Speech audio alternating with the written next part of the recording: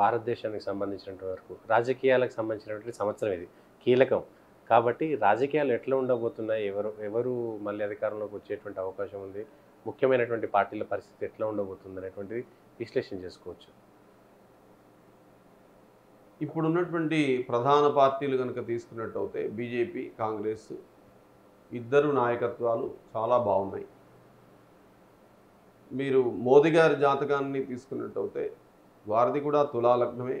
వారి యొక్క దశమాధిపతి అయినటువంటి శుక్రుడు వారికి కర్కాటకంలో వెళ్ళడం జరిగింది, తులా లగ్నం. అలాగే రాహుల్ గాంధీ గారి యొక్క లగ్నం కూడా తులా లగ్నమే, వారికి కూడా కర్కాటకంలోనే శుక్రుడు ఉన్నాడు.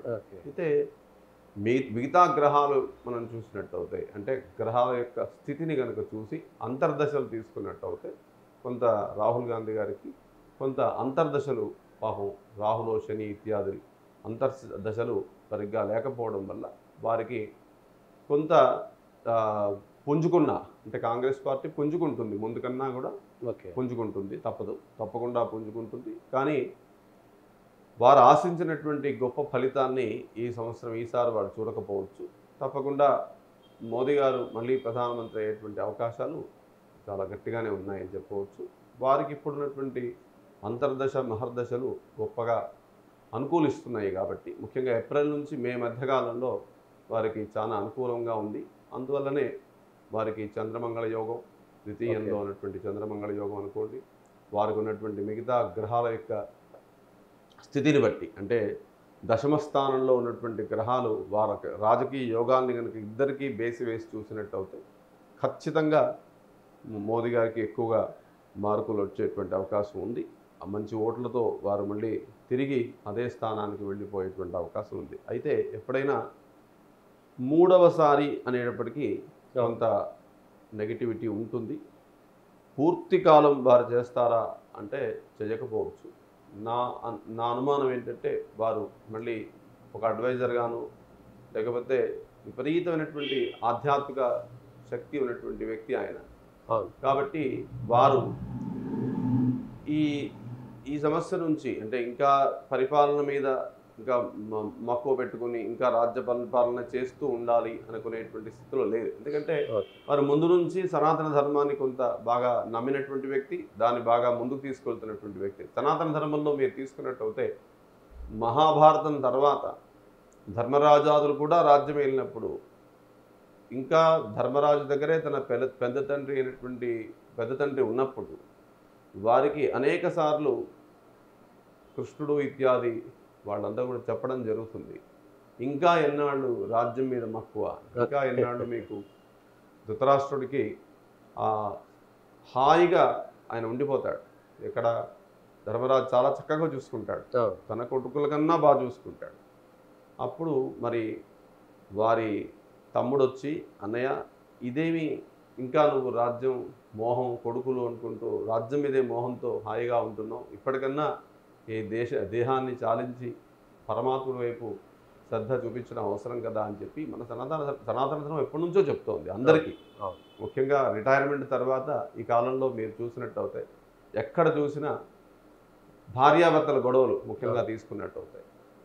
దాంట్లో మీరు చూడండి, ప్రధానంగా ఇక్కడ జరుగుతున్న సమస్య ఏంటంటే, భారతీయ సంస్కృతిలో ముందు మీరు చూసినట్టుగా మన తాత ముత్తాతలు ఒక సమయం దాటిన తర్వాత వారు ఒక పుస్తకం తీసుకుని భగవద్గీత, భాగవతము, రామాయణం తీసుకుని ఏదైనా దేవాలయానికి వెళ్ళి కూర్చొని చక్కగా అక్కడ కాలక్షేపం చేస్తూ భగవద్భక్తిని చేస్తూ ఇక ముందు రాబోయేటువంటి జన్మకి కావాల్సినటువంటి ప్రిపరేషన్స్ చేసుకునేటువంటి వ్యవస్థ మన భారతీయ సంస్కృతిలో ఉంది.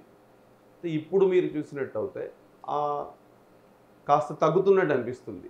ఎందుకంటే అందువల్లనే ఏమీ తెలియక తోచక పాపం పెద్దవాళ్ళు కొంతమంది అనవసరంగా ఇదేనేమో ఇదే చేయాలేమో అన్నట్టుగా మరి పిల్లల మధ్యలో ఇన్వాల్వ్ అయిపోవడం, వాటితో మళ్ళీ గొడవలు పెరగడం, ప్రశాంతత కోల్పోవడం. ఆ చివరి రోజుల్లో మనిషికి ఎప్పుడు ప్రశాంతత కావాలి. అంటే ఒక వ్యక్తిని ఎలా చూస్తాం మన సంస్కృతిలో, భారత సంస్కృతిలో అంటే ఆ వ్యక్తి యొక్క మరణం ఎలా జరిగింది అని అడుగుతారు ఎవరైనా. అంటే ప్రశాంత మరణాన్ని కోరుకునేటువంటి విషయం. ఆ ప్రశాంత మరణం మీకు జరగాలి అంటే భగవంతుని గురించి 60 సంవత్సరాల తర్వాత అయినా మీరు సాధన మొదలెట్టినట్టు అవుతాయి. కొంతవరకు మీకు ప్రశాంతత అనేది ఆటోమేటిక్గా వస్తుంది. అప్పుడు ప్రాణ భయం అనేటువంటిది ఉండదు. ప్రాణం ఉంటుందా పోతుందా అనే విషయం గురించి పక్కకు పెట్టి ఆనందంగా ఆ వ్యక్తి ఉండడానికి, అంటే మున్ముందు ఆనందంగా ఉండడానికి అవకాశం ఉంటుంది. కాబట్టి సనాతన ధర్మాన్ని పూర్తిగా తెలుసుకోవడం వల్ల మనిషికి చక్కటి ఆనందం అనేటువంటిది ఉంటుంది. ఆ సనాతన ధర్మంలోనే పరాశరుడు రాసినటువంటి ఈ యొక్క జ్యోతిష్ శాస్త్రంలో పంచాంగం అనేటువంటిది, ఆ కాలపురుషుడికి 5 అవయవాలు చెప్పారు. తిథి, వారము, నక్షత్రము, యోగము, కరణము అనేటువంటి ఈ 5ంటిని పంచాంగము అంటున్నాం. చైత్ర శుద్ధ ప్రతిపదని మనం ఉగాదిగా చెప్పుకుంటాం. ఈ ఉగాది నాడు సూర్యోదయాత్ పూర్వమే మనం నిద్రలేచి ఆ పద్మీ విష్ణు అనేటువంటి చైత్రమాసానికి అధిపతి అయినటువంటి ఆ పద్మీ విష్ణు అనేటువంటి భగవంతుడిని స్మరిస్తూ మనం ఉదయాన్నే స్నానం చేసి, మంగళ స్నానం చేసి, కొత్త బట్టలు కట్టుకొని మీ కులదేవతని, ఇష్టదేవతని ఆరాధించి మీరు ఉగాది పచ్చడిని నివేదన చేసి ఆ రోజు మనం అంతా కూడా భగవంతుడి యొక్క అనుగ్రహాన్ని పొందడం కోసం తల్లిదండ్రులకు నమస్కారం చేసి సాయంకాలం పూట కొత్త బట్టలు ధరించి మనం దేవాలయానికి వెళ్ళి పంచాంగ శ్రవణం చేసేటువంటి ఆనవాయితీ పూర్వం నుంచి ఉంది.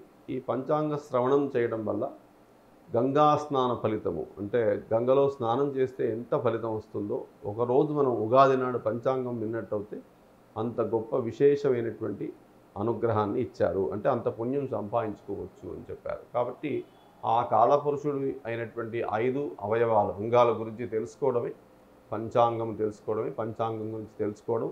తద్వారా సుఖజీవనము, అంటే ఎవరైతే తిథివారంచ నక్షత్రం యోగకరణమేవచ పంచాంగమితి విఖ్యాతం లోకోయ కర్మసాధక అన్నారు. అంటే లోకంలో ఒక కర్మసాధకుడికి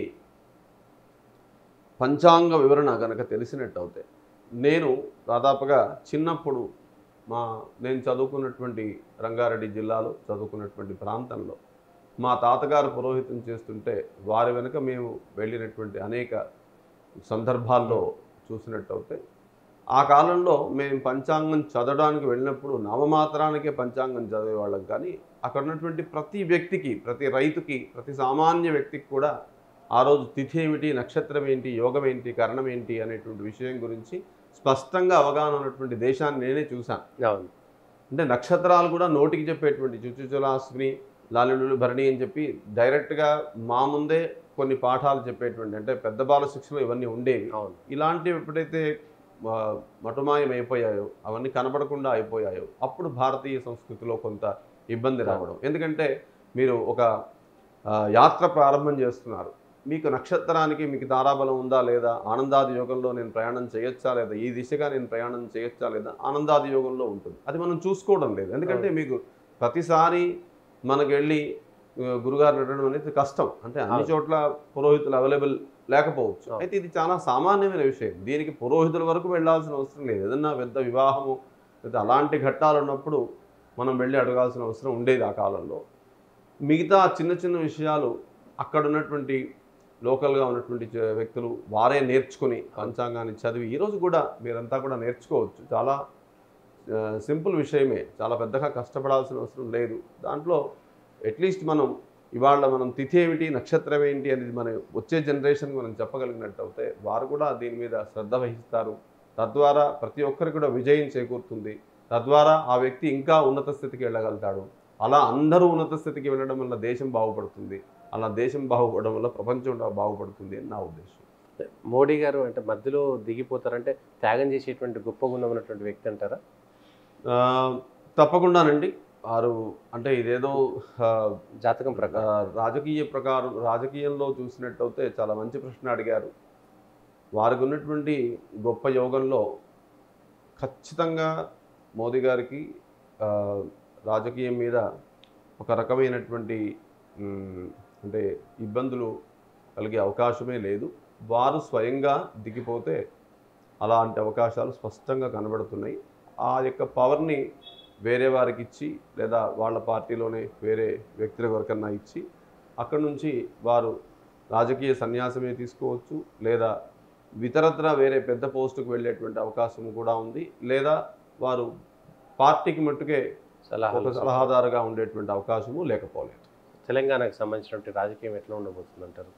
తెలంగాణలో ఇవాళ ఉన్నటువంటి పరిస్థితి చూసినట్టయితే మనకి పరిపాలన వ్యవస్థలో ఆ, ఒక సామాన్యమైనటువంటి వ్యక్తిని అడిగినట్టయితే సమస్యలు ఏమీ కనబడటం లేదు నాకు. ఆ, దాదాపు ఇదంతా కూడా ఇక సుస్థిరంగానే ఉంటుంది ప్రభుత్వం అని నాకు అభిప్రాయం ఉంది.